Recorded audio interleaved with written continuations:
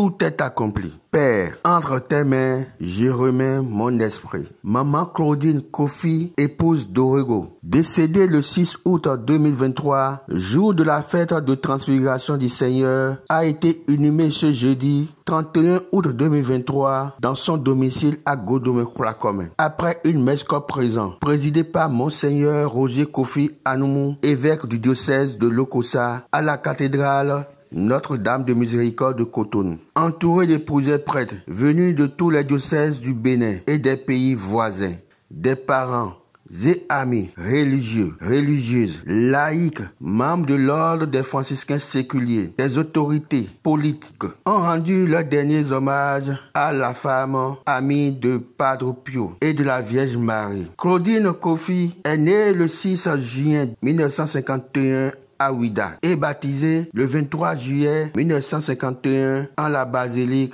de l'Immaculée Conception de Ouida. Mère de 2 enfants, le père Pamphile Fanou nous raconte l'histoire de sa vie avec Padre Pio dans son homélie.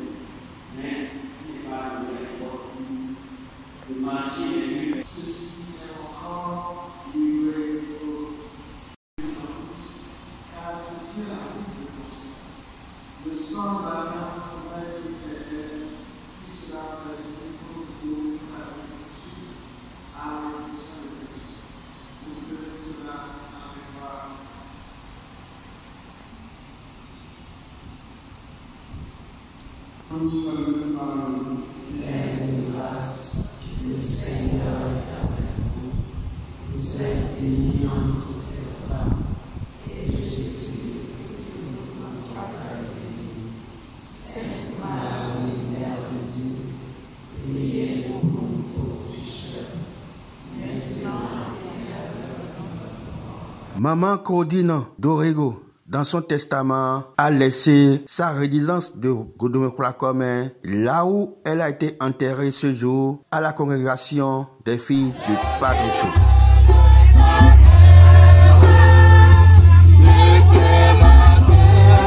devant les parents et amis, laïcs, prêtres, les enfants de la défunte ont laissé la clé de la maison. Le Seigneur a commencé et le Seigneur est en train d'achever. Il est resté fidèle à sa promesse jusqu'au bout. Et c'est à lui nos acclamations.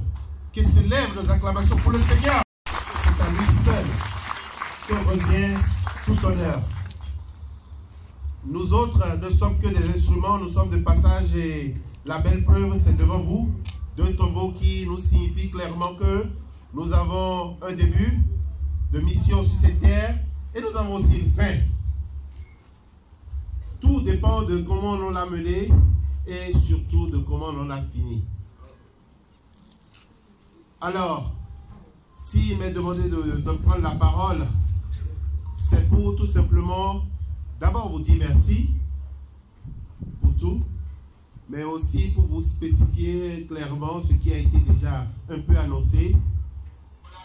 Cet acte que nous posons n'est pas de notre volonté première. Nous nous sommes associés à cela, mais ce n'est pas nous qui l'avons voulu.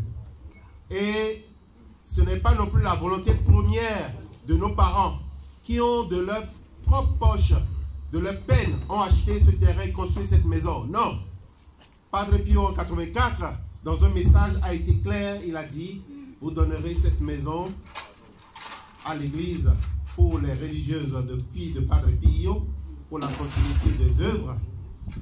Et à la place de l'épave, constatez que c'est vraiment une épave, à la place de l'épave sera construite une chapelle pour la louange éternelle à Dieu.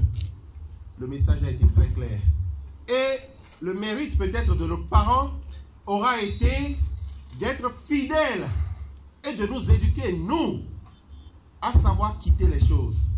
De sorte que je n'ai jamais pensé que ceci serait un jour ma maison. Jamais. Ma soeur non plus. Ce n'est même pas arrivé une seule jour à notre tête que ça pourrait être notre maison. On n'a jamais pensé. Et même là où nous vivons aujourd'hui, nous ne pensons même pas que c'est pour nous. Donc c'est le détachement que le Seigneur a voulu nous apprendre. Et vraiment, ce n'est pas quelque chose d'extraordinaire parce que d'autres, de leur vivant, donnent leur maison. Donc ce que nous faisons ici, c'est tout simplement une continuité dans l'Église qui date de très très longtemps, depuis les évangiles, les actes des apôtres, on les a vus. Donc ce n'est rien d'extraordinaire et cela nous invite nous tous à être ainsi pour que l'Église grandisse. Et l'Église c'est vous, l'Église c'est ceux qui arriveront demain. Et de vous remettre symboliquement les clés de cette maison, c'est votre maison.